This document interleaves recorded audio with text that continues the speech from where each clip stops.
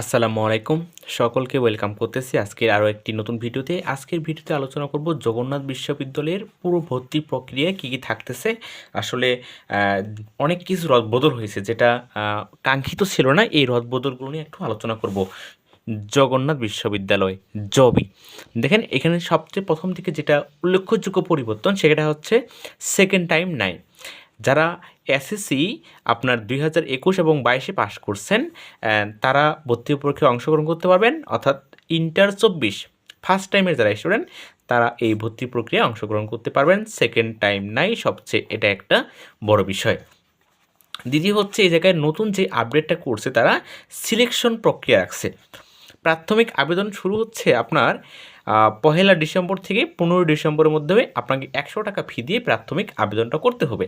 এখন প্রাথমিক আবেদনে আপনার যেই পয়েন্ট আছে এই পয়েন্টে যদি আপনি যোগ্য হন তাহলে পরীক্ষা দিতে পারবেন।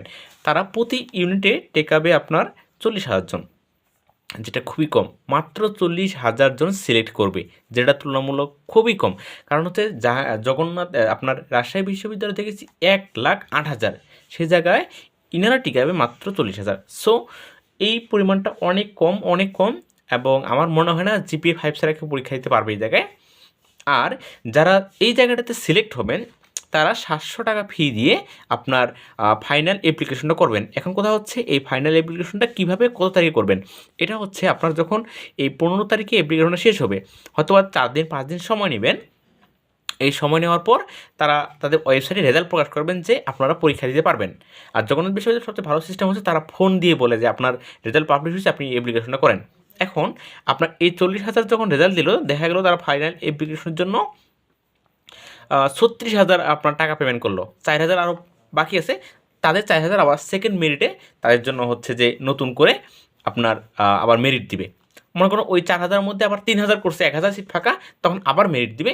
এই জন্য এটাতে নির্দিষ্ট তারিখ দেওয়া নেই, ধারাবাহিকভাবে এই ফাইনাল অ্যাপ্লিকেশনটা তারা পূরণ করবে। দেখেন আমি গতকালকে একটা ভিডিও বানাইছিলাম, যে ভিডিওতে জায়গায় আমি বলছিলাম যে এই 21শে ফেব্রুয়ারি তারিখটা তারা পরিবর্তন করবে। এটা গতকালের ভিডিও। 21শে ফেব্রুয়ারি তারিখটা পরিবর্তন করবে। দেখেন তারা আজকের এই অ্যাপ্লিকেশনে ঠিকই 22 তারিখে চলে আসছে। এ ইউনিট 22 তারিখ, এটা বিজ্ঞান। বি ইউনিট কলা, এটা 15 ফেব্রুয়ারি।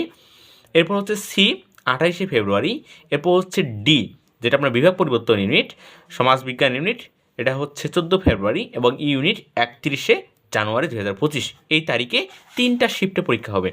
3টা আলাদা আলাদা শিফট থাকবে এবং শিফটগুলো আপনার অ্যাডমিট কার্ডে আপনার রোল অনুযায়ী তারা সিলেক্ট করে দিবে। ঢাকায় পরীক্ষা অনুষ্ঠিত হবে, যার কারণে আসলে এই শিফট ভিত্তিক করেছেন। শিফটগুলো আপনাদের অ্যাডমিট কার্ডে তারা দিয়ে দিবেন।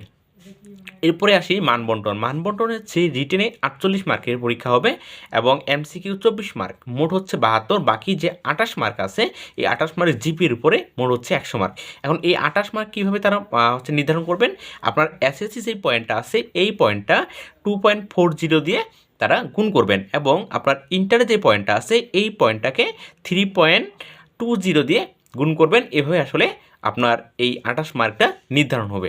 আর যেহেতু সিলেকশন প্রক্রিয়া, এই জায়গায় আপনার হচ্ছে জিপি 5 ছাড়া কেউ পরীক্ষা দিতে সুযোগ নাই। সো এই জায়গায় 28-এর মধ্যে সবাই 28 পাবে। এটা আমার হচ্ছে যে টেকনোলজিক্যালি যেই হচ্ছে যে সাপোর্ট, এই জায়গা থেকে আমি একটু বলতে পারি যে আপনার এই জায়গা যেহেতু 40,000 পরীক্ষা দেওয়া হবে, এই জায়গায় সবাই 28-এর মধ্যে 28 পাবে। এই জায়গায় আসলে আসল খেলাটা। এখন গোটা হচ্ছে রিটেন নিয়ে তারা বিস্তারিত অ্যাপ্লিকেশনে কিছু বলে নাই যে একজাক্টলি কীভাবে তারা হচ্ছে যে মানবন্টনটা হবে, বাংলায় কত, ইংরেজি কত, রসায়নে কত, জীববিজ্ঞানে কত। তবে এর আগের যে সিলেবাস, সেই সিলেবাসের আলোকে আমি যে আপনাদের দেখাই যে তারা আপনার পদার্থ রসায়নে আগে আপনার 72 মার্কের রিটেন ছিল। 72 মার্কের রিটেনের মধ্যে 6টা করে প্রশ্ন থাকতো। 24টা প্রশ্নের মধ্যে আপনার 18টা প্রশ্ন উত্তর দিতে হতো পদার্থ রসায়ন জীব এই ইউনিটের। আর বাংলা ইংরেজি জিকের ক্ষেত্রে 24-24-24, অর্থাৎ বাংলা 24, ইংরেজি 24 এবং জিকে 24, 6টা করে প্রশ্ন থাকতো, 4 মার্ক প্রতিটা প্রশ্নে, অর্থাৎ সংক্ষিপ্ত টাইপের প্রশ্ন থাকতো। এভাবে আপনার কমার্স ইউনিটে একই। এখন যেহেতু বিভাগ পরিবর্তন ইউনিট তারা অ্যাড করেছেন, এই যে বিভাগ পরিবর্তন ইউনিট অ্যাড করেছেন, তো নতুন করে মানবন্টন দিবে। লিখিতর ক্ষেত্রে আপনার সংক্ষিপ্ত প্রশ্ন, মানে হচ্ছে যে সৃজনশীল না, সংক্ষিপ্ত প্রশ্ন টাইপের তারা প্রশ্ন করে থাকে। এখন ট্রান্সলেশন বা এই টাইপের কোনো জিনিস থাকবে কিনা এটা আসলে বোঝা মুশকিল। বোঝা খুব মুশকিল। তো আমার ব্যক্তিগত মতামত যে ট্রান্সলেশন থাকবে, হয়তো বা সেন্টেন্স মেকিং থাকতে পারে, ইংরেজি প্রথম পত্র একটা পেশার তারা এই জায়গায় করতে পারে, মানে একটু ইংরেজি প্রথম পত্রের একটা দাপট এই জায়গায় থাকবে আমার মনে হয়। তো এটা একটা ঘোলাটে অবস্থা আছে। যারা ঢাকা ভিত্তিক প্রিপারেশন নিয়েছেন তারা খুব ভালো একটা সাপোর্ট পাবেন আপনার ওই ভিত্তিক প্রিপারেশনে। ঢাকার বাইরে যেই প্রিপারেশন নেওয়ার কোনো দরকার নেই। আপনার ঢাকা যেভাবে প্রিপারেশন নিছেন, জগন্নাথের সেম প্রিপারেশনই নেন, আলাদা করে নতুন কিছু পড়তে হবে না। আমি এতটুকু আপনাদের বলতে পারি।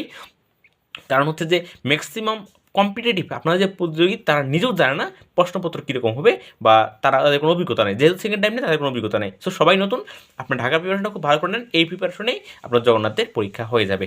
ধন্যবাদ সবাইকে।